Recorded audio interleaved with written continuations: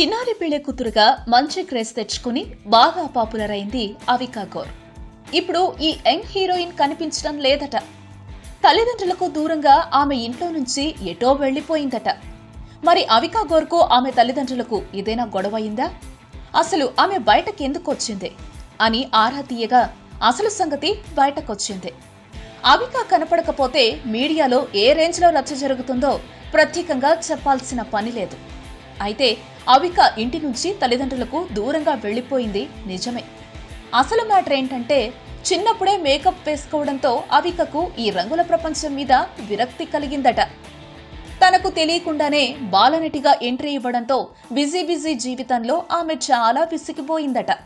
దీంతో కొద్ది రోజుల పాటు అందరికీ దూరంగా ఏకాంతంగా గడపాలని డిసైడ్ అయిన అవిక ఆ విషయాన్ని తల్లిదండ్రులకు చెప్పి వారికి కూడా తెలియని ప్లేస్ లో అజ్ఞాతంగా ఉంటోందట.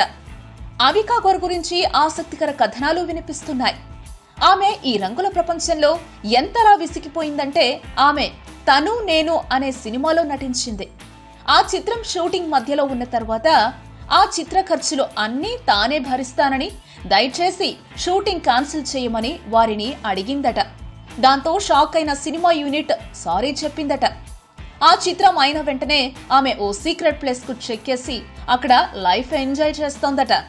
మరి త్వరలోనే అవికా షూటింగ్లకు హాజరవుతుందేమో చూద్దాం. ఈ వీడియోపై మీ విలువైన కామెంట్స్ ని మాతో షేర్ చేసుకోండి. అండ్ ఇంకో విషయం, సబ్స్క్రైబ్ చేయడం మర్చిపోకండి.